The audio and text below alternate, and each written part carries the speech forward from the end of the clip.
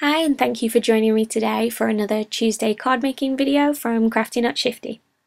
Today I'm going to be using the Clearly Besotted In Stitches Autumn stamp set.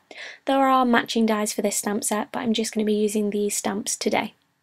So I'm starting with some of the smaller leaf stamps, and I'm stamping those down with some Versamark Dazzle ink, and that ink will be used to stick the Perfect Pearls powder to the card. So you can use any sticky ink, preferably a clear ink. This one has a slight shine to it because it's the Dazzle embossing ink, or sorry, Versamark ink. You can use this for embossing as well. And the only reason I'm using the Dazzle is because it just leaves behind a little bit of extra shine, so I can see exactly where I've stamped the leaves across the card. So I'm stamping in somewhat of a random pattern and making sure some of those leaves hang off the edge of the card at the top and the bottom to give it a more random effect rather than just looking like some images kind of stamped onto the top of the card base. So I'm moving on to the rounded leaf and stamping that down in several places as well. I'm being sure to turn the stamp each time I use it so it's at a slightly different angle and points in a different direction, which just adds to the kind of natural kind of falling leaf pattern that I'm going for. So you could stamp these all across the card base and have almost like a patterned paper effect, but I just want a small section starting in the bottom left hand side and kind of working its way up on a slight diagonal to the right across the background of the card. And this cardstock is craft cardstock. It's cut to 4 1/4 by 5 1/2. So now I'm finished with that stamping, I'm going to bring in the Perfect Pearls, and I'm just tapping that onto my desk to make sure I don't get a cloud of powder when I open up the jar. And I'm using a fluffy brush to pick up a small amount of that powder and just tapping the excess off inside the lid. And then you just want to pounce your paintbrush over all of that ink, and you'll find that the powder sticks down wherever the wet ink is. So what's great about this powder is you don't need any kind of fixing agent. It naturally stays on the card just through the moisture of the ink that you've stamped down. So you just want to pounce that down a few times, and then when you're finished just wipe the excess off again with your paintbrush. And you can see it gives you a really cool kind of almost like a foiled metallic shine. And you can get these Perfect Pearls powders in a lot of different colours, and you can also use them for painting as well. So now I've got the Simon Says Stamp Burnt Orange and the Versafine sepia ink tone, ink pads rather, and I'm using 3 of the larger stamps from the stamp set to stamp 4 leaves across some vellum. So there's a piece of vellum on my desk here, and I've just drawn a line that measures the width of the card onto my paper in the background, just so I've got somewhat of a guide as to where I need to place those stamped images. Now when you're stamping on vellum, it doesn't necessarily absorb these dye inks, so you will have to heat set it or just wait for that to dry. So the reason I'm using 2 inks is I'm tapping it on one ink pad and then I'm just rolling the edges onto the other ink pad, and that gives kind of a really nice, almost a like a colour blend on your stamp. So as you can see, when I stamped this image there was kind of a bubble, so I just kind of used the ink that was sat on top of the vellum to fill in that gap with a clean cloth.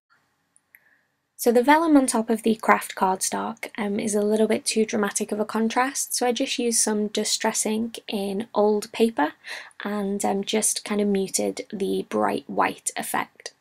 So I'm then taking my craft knife and a ruler to create almost a partial die cut effect by cutting a straight line up to where I want those leaves to kind of hang off the edge of the cutting, and then I just ran around those with my craft knife to cut out the extra parts. Now you don't have to use a craft knife for this step, you could use a pair of scissors. So once I've got that done, I'm taking the sentiment stamp from the stamp set, and I'm actually going to cut it apart. This is totally fine to do, and it doesn't damage your stamp in any way as long as you cut in between where the stamp portions are. So I'm just laying all of that out, making sure I'm happy with the placement and picking up the stamps with my stamp press. I'm using the Versafine Onyx Black ink to stamp down the sentiment. So this is a pigment ink, so it takes a little bit longer to dry, so you want to be careful not to smudge that with your fingers after it's been stamped down. Okay, so now I'm going to adhere the vellum portion to the front panel. I made sure that the vellum was slightly longer than the front of the card so I could attach some adhesive on the back and then tuck those edges out of the way. With vellum, it's quite difficult to place your adhesive in a place that won't be seen because it is so transparent. You can see the adhesive through the vellum, which is why I'm just using those flaps to tuck it round at the back. I'm then going to add back in the stitching detail to the leaves using a jelly roll pen, and this pen's just got a small amount of kind of clear glitter in it, so I think that's really nice. It goes really well with the Perfect Pearls shine.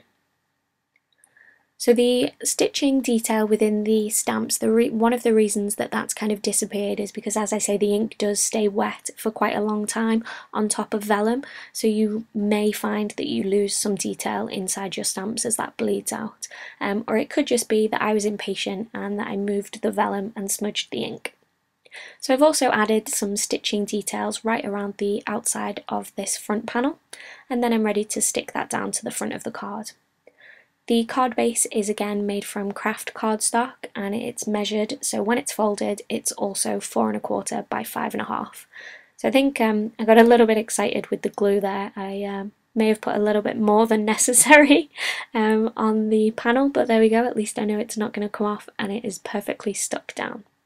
So I just placed a stamp press on top of there and let that stick for a few seconds, and then to finish off the card I decided to add a few sequins. These were some inexpensive sequins that I got. I can't remember where I got them from, but I've got a few of them in kind of really bright colours and a couple of metallics. So I was debating whether or not to use some gold, and I decided that I liked just kind of the bronze colours on there. So to stick the sequins in place, I'm using the Zott Bling glue dots. These are really tiny dots of glue that you can place the sequin down on top of, pick up the adhesive and then just press it down onto your card. You could use glossy accents or multi-medium matte or any glue that you have to stick these down. I just find that the glue dots are a really kind of quick and easy way to stick the sequins down, and there's no mess of wet glue. Because they are so small, you'll find that they won't stick out around the side of the sequin as well, which is quite nice. So I know I said that this was going to finish off the card, but there's one thing that I've not used yet, which I use on quite a lot of my cards, maybe not all of them, but almost all of them. And I don't think I'm alone here, so it's the Wink of Stella clear glitter brush pen, and I'm just going to brush some glitter over the top of each of those leaves. So my glitter brush pen recently ran out, and I'm sure, as a lot of you know, you can just open that up and add some more water back in and give it a good shake, and it will reactivate and the glitter will start to come back out.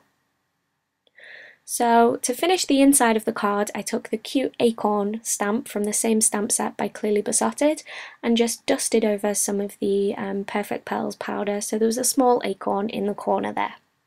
So I hope you've enjoyed this video. If you have, please do give it a thumbs up.